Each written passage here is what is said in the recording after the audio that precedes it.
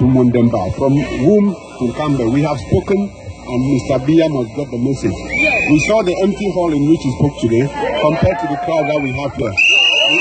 Compared to everywhere in southern Cameroon today, we have seen our people. We are on the last bend. We are on the home straight to home. Boya is calling, and we are going to get to Boya. Now, we have been informed that they did not shoot our people today, even though 5 died. And by the way, I think I will just pause here. Let's just give a minute to those who have borne the ultimate sacrifice.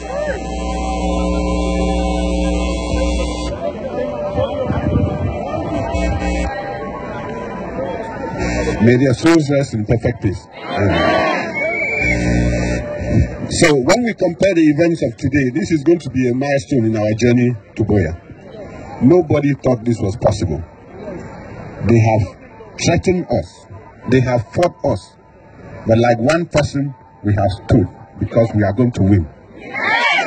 We must get to Boya. It's a question of when, not if.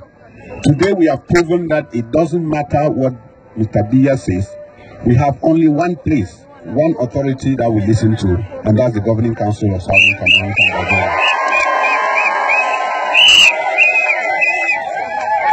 Because you have given the Governing Council the authority, and I'm humbled to be the chairperson of that Governing Council, we are going to give some very firm instructions going forward. As from today, none of our boys will go back to their homes to sleep. As we started this journey, we must end up in Boya. Because there are plans from Mr. Biya to arrest our boys in the dark. We are asking them from tonight, they must stay in the chief's homes. They must stay there in their groups because there is force in numbers.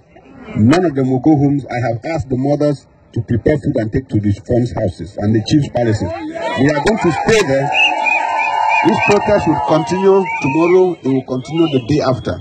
And one thing is certain, if Mr. Biya does not release Manchu, BBC, Penn Terrence, and all the people, they are going to step this up.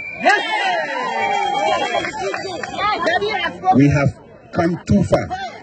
We have come too far to turn back. There is no turning back. The only place we end this struggle is in Boya. If Mr. Biya likes, he should start now to resolve the issues between two friendly nations. If he doesn't solve it now, tomorrow will be two very hostile nations. The choice is his today, the choice tomorrow will be ours. When I see crowds like this, I'm bothered. This is not where we should be. We are here because we have no place we call home. But by your desire and the ability of our people back home, we have decided that we are taking our destiny into our own hands. The future of Southern Cameroon depends on all of us here. And because we have taken the future into our own hands, the loss of Mr. Biya do not govern our region again. So we are telling our people, the gendarmes and the police and the military people in our region start packing out now. Because we are going to claim what is rightfully ours.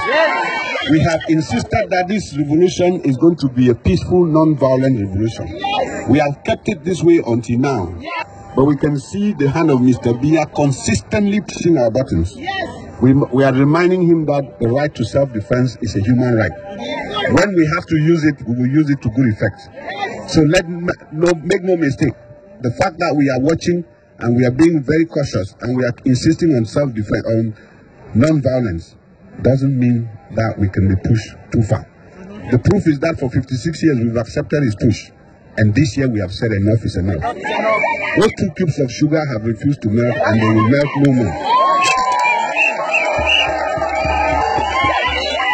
We have come here to the United Nations today to demonstrate a shameful situation. The United Nations, in complicity with the United Kingdom, got us into this mess.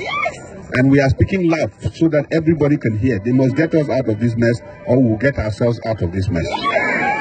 So, Mr. Trump spoke the other day, and we know where his fingers were pointing. Yes, that's right. That's why Mr. Biya could not be invited for dinner.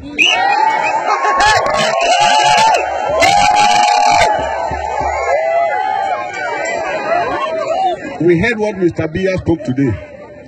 Because he's consistently played the ostrich. Because he's consistently not considered us as human beings. 10 months into a crisis he created, He could not even have the courage to mention it at the United Nations. He went around talking about climate change, for which he himself is no respecter. And he said